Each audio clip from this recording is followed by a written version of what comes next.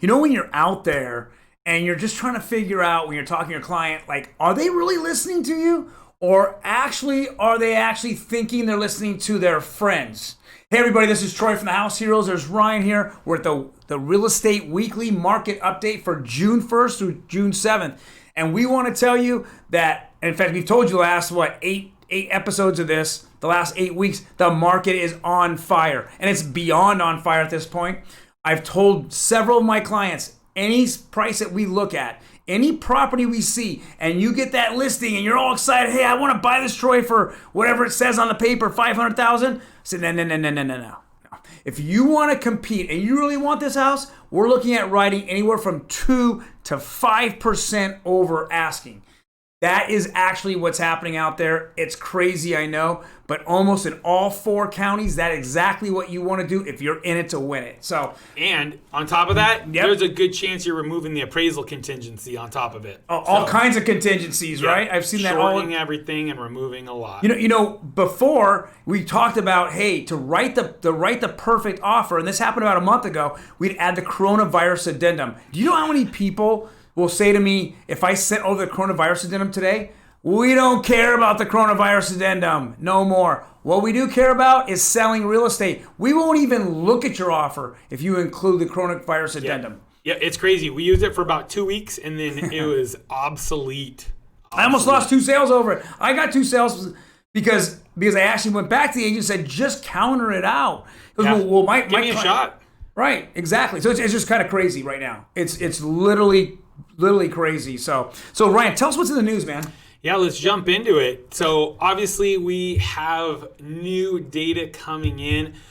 We're going to make it light today. If you really want to know a lot more on some of the data that's come in over the last week, check out our Tuesday live stream on YouTube. It will be there. But here are some of the headlines we want to go over. So Fannie Mae, Freddie Mac forbearance rate is manageable. So the head of FHFA is saying that the forbearance rate is manageable. And on top of that, 1 in 10 homeowners that are in forbearance aren't in an equity position. They have 0 to 10% equity in those cases. So you've got, 10% of that 10% has at least 10% or less equity. So you've got a ton of people that are in forbearance that if they needed to sell, they could cash out with a good sizable chunk and be just fine. On top of that, share of mortgages and forbearances rises to 8.5%. That's total. So that's the government along with private money note holders. Lump them all in together, and we are in a much better spot than they thought we'd be in. They were expecting that to be mid to high double digits already. So we're sitting pretty there, and people are they're able to pay their mortgages out there, which is solid. So purchase applications compared to same week last year, the data, we keep saying there are more people entering this market, and this is the data that shows that. So you've got the zero mark here over the last 2 weeks, an additional 20% higher rate of people have filed to get purchase money, first time, purchase money, not refinances, loans from their lender compared to the same week last year. So it's up 20% this year versus last year, which is huge. And as Troy's talking about, potential home buyers are going to face historically low inventory this summer. The Pacific West Association of Realtors came out and said that number is roughly 35% lower inventory this month compared to the exact same month this time last year. So, and that was over 11% from the year before. So we've dropped roughly 40%, they're saying, off historic averages in inventory in the area, which is absolutely absurd. So you've got 20% more buyers and you got 40% less to choose from. What happens? It's exactly what Troy's talking about. Multiple offers, and it's a lot of begging out there. So you got to be ready to beg. Frenzies. Yeah, it's a frenzy, and you got to be willing to beg. Can't be too proud to beg. Americans' anxiety about bills dropped in May. Fed survey shows. We covered that again last week too. With unemployment, the numbers have been getting better than expected, and people are actually saving more. I think last month they said it was a 33% higher savings rate than before, which is a good sign. And incomes had actually increased. So in the middle of the pandemic, mainly because of Fed stimulus, incomes actually jumped up 10%, which that number is still mind-boggling to me. But people out there, homeowners in a good position, and first-time home buyers that are ready to enter the market, it is showing us that they are in a good position. And on top of it, renters just don't want to be where they're at anymore. So they might have, sign that lease because of the cool clubhouse, the pool. They were going to drop their 24-hour membership and just work out at that gym there. When all of a sudden it's all closed and then there's a little spot, they realize, well, maybe we should have, bitten the bullet, paid a little bit more, and had our own house. Maybe had that condo where they're not going to shut down the pool on us. We're going to have ownership of something and control over something. So we're seeing a lot of renters that are ready to enter the market as home buyers. This is a new one. This just came out yesterday. We're going to be bringing more of this, especially on Los Héroes de la Casa on the Spanish side. Under fire, Carson. So Ben Carson, head of HUD, has said that they are now considering allowing DACA. So those are the dreamers. Those are, children that were brought over here. They largely consider themselves, citizens. They consider themselves Americans, but they don't have citizenship. They've gone to school here. This is where, their roots are. They, have loans available to them under DACA. They're called DACA loans. It was primarily 10% down was the lowest you could get. Now they're talking that they're going to potentially open this up to FHA mortgages. That's 3.5% down. That is huge. So we're going to be following the story. We'll keep you guys in the loop, but that is great to be able to, to allow them to really have the rest of that American dream. So I want to elaborate on this. DACA people, all those children who grew up here, their main language is English. And in fact, most of them, I think when they surveyed them, if it wasn't their parents speaking a second language in their ear, they don't even have a second language. It's actually English is their first language, and English, and for a lot of them, are their only language. Yeah, so most of them either don't remember ever being in another country, or definitely don't assimilate there. So it's nice to be able to open these up. So go ahead, Ryan, next slide. So if I go back and I talk about the forbearances, and we keep seeing that as a negative news piece, and I've been saying this now for a while. What happens in the media is that they always try to manipulate what we're trying to think, right? They're always trying to be in our minds, and they're actually they have an agenda. They're not actually just giving us the news. So all this information that we keep receiving on forbearances is negative. And so, you go back to Susie Orman or all these supposed chief economists out there, and they said right in April, right as March turned in April and we're all hunkered down in our homes, they said crash, right? Not only the economy crashing, but the housing market crashing. And so I had so many people approach me and come up and say, hey, Troy, how are you the only positive light, right? The House Heroes, the only positive light out there saying it. I'm saying, well, you show me the last time Susie Orman got offered beep and showed a house or looked at the MLS. All she does is look at data, and then she picks out, just like not so much her, but all these so-called economists, pick out the negative parts of that and then spits it out into the media. Well, they look at all this data. They don't really know what it means, so they try and interpret the data on what they think it means. Right. Even worse, right? And the numbers, if one number is down, it doesn't mean something's negative, no. Right? The amount of real estate deals is down. It's down significantly. Is it because people don't want homes and prices are going to drop? No. Is it because there's a lack of inventory and you've got a ton of buyers that want it, but there's just not enough to sell them? Yes, that's absolutely it. And that's why the number of sales are down. But they put on their real estate market crashes, sales down 20%. Okay, well, did it really crash? That's probably not the right term. But you know what? It's clickbait, and people click on it. Yeah. And then people talk to their friends about it who are buying a home. And, oh, my gosh, well, I heard this. And that's how this misinformation spreads. And so if I kind of tie it all together with the forbearances that we keep hearing a lot of the negative information about, then we look at what really is happening out there. Okay, this week, today, there is only 233 REO bank-owned foreclosure properties active on the market. Guys, we're hitting all-time lows after we're coming out of a pandemic.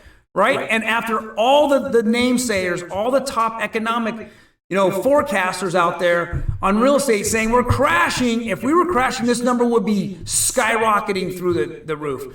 They're not. And it's not only because the market's so hot, is that everybody has equity. So if I'm in a tight situation where I might not be able to pay it, not only did the government come in and help me out, but if I were just to do everything wrong and everything dumb and stupid, I still have a huge amount of equity in my house. I can just simply sell it and pocket money. I don't have to go through the whole foreclosure process, and then get my house foreclosed on and then walk away with nothing. It doesn't make sense. It has never made sense. Now, if in different times, 12 years ago, this is what we were at. We were at bad loans. We were at bad people out there, bad market. It was just everything was bad, and there was an oversupply. Right. So we had been building way too many homes for way too long because people were buying 4 homes, 10 homes at a time. It's like, let me go pick up a 12-pack of homes because I'm speculating completely. Right. They could never money was afford free. One mortgage. It wasn't a 30-year fix. They weren't they weren't paying down towards principal every month. It was a completely different market. So you had an oversupply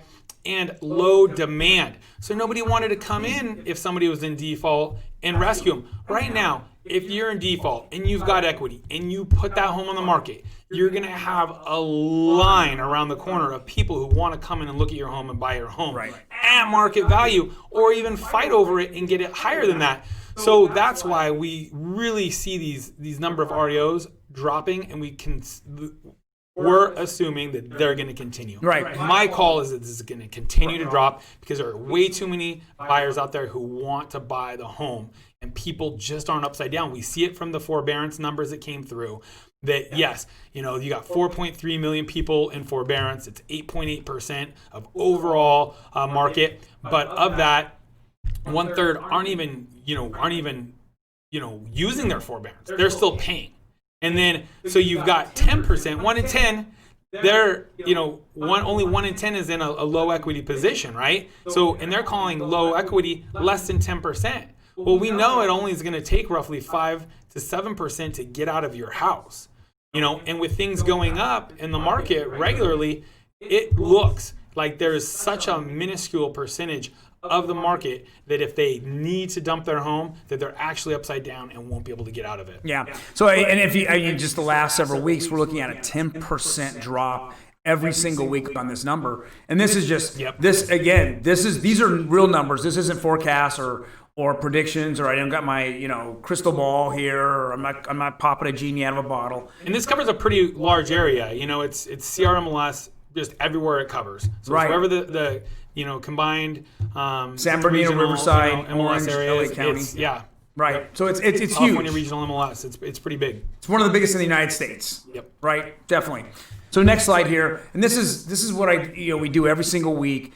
We go look at from June 1st to June 7th that week. What we're doing, we're looking at actives, pendings, and solds. And if you look at it in these three, I kind of put them together. We always take actives, and that's how many homes that hit the market between those 7 days, and then pendings, which is how many properties went into escrow, and then of course solds, or how many sold that week.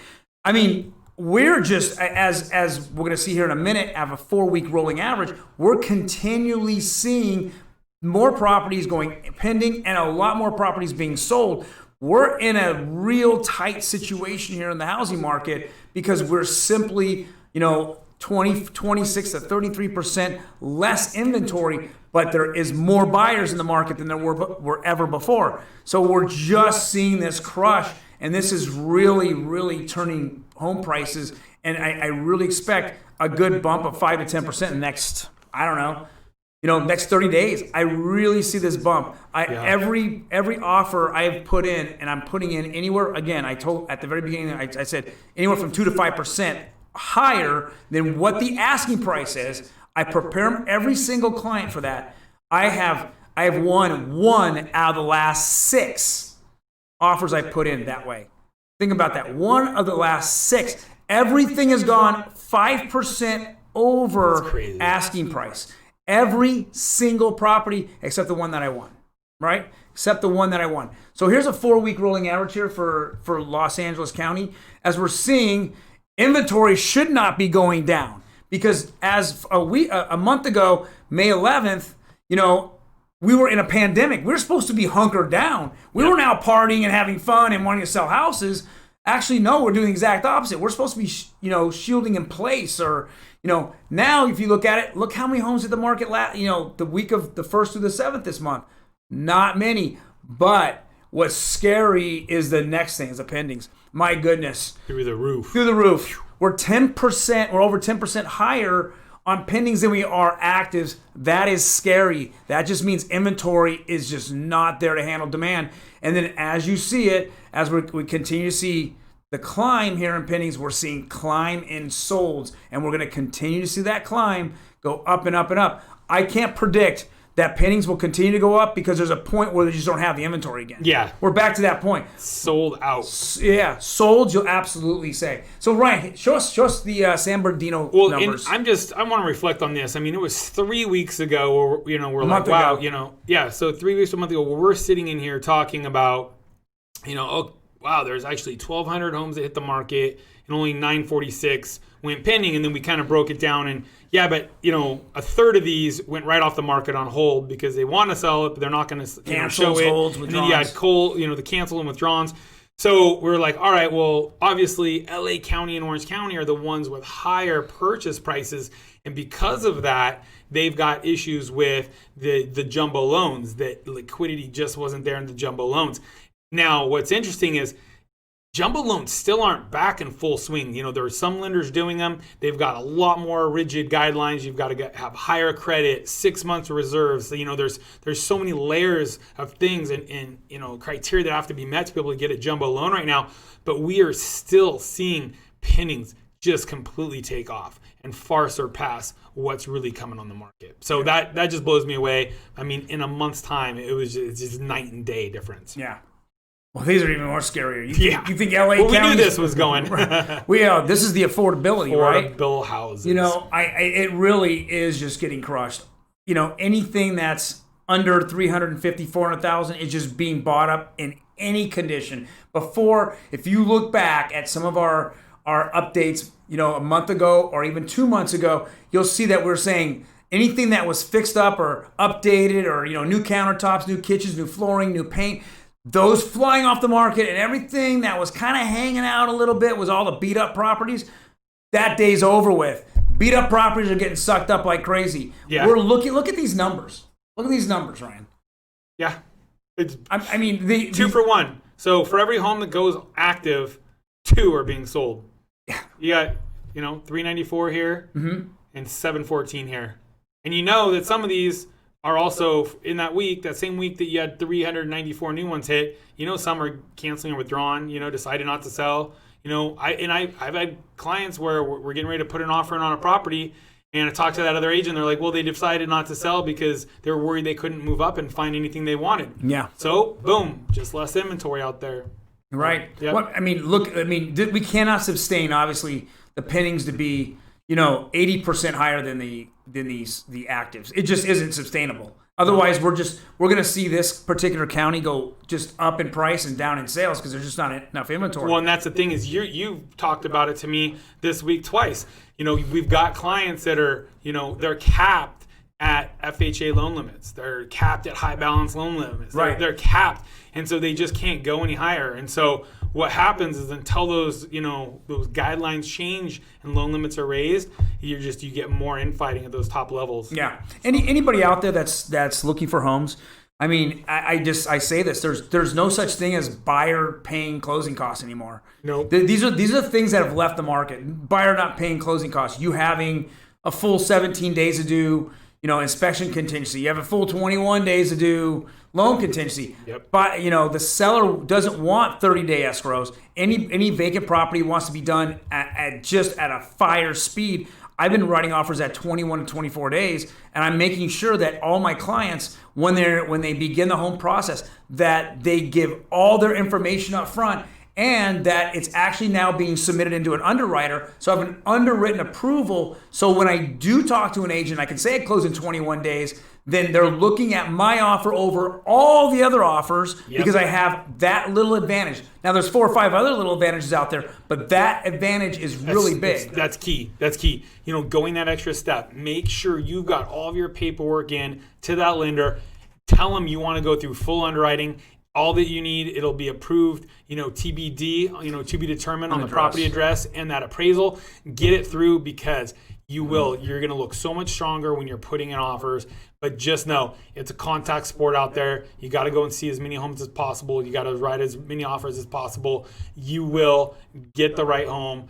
There will be a seller who's willing to work with you eventually. And the biggest thing, for us, there's an agent on that other side who is another professional who will pick up their phone and see, hey, look, these guys have done everything. They've got the pre-approval, fully underwritten pre-approval. They've got a good cover letter from their client. They've got all these things, and they're communicating with me, and I'm pretty sure they're going to communicate all the way through the transaction with me, even when things might get hairy. And that's what agents want to work with on the other side. And you know what? You will find a home where there's another professional on the other end of that transaction, and there's a seller that wants to work with you. But you got to get out there and you got to try, because if you don't try, you're never going to get it. And that's, I have a testimonial that I just took last night, and that's the first thing he said.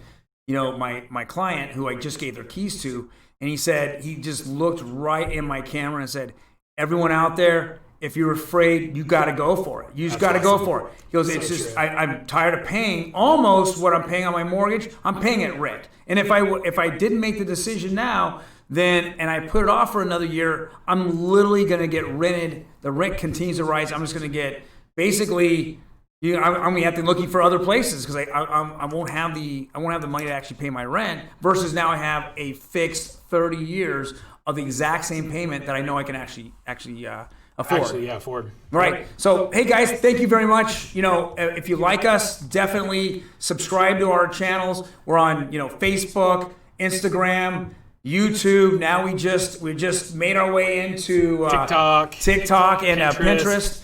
We come on live, 3 or 4 times a week. Things that were really important about. We go live on Tuesdays. We talk about the important issues of the day, and then we give you some tips about looking for the right agent to all the way through the loan process. The real estate process, escrow process, how to pick the right home. Then we go deal of the week on Fridays at 2:00. This is posted every Friday, our weekly market update. If you want to know what's really happening with the real numbers, then talk to the real house heroes here. And you can get that information directly from us every single week on all 3 of our major channels here. Well, thank you guys for joining us. If you have any questions, please feel free to comment. We will definitely be responding. Other than that, peace and God bless. Have a safe week. We'll see you next Friday.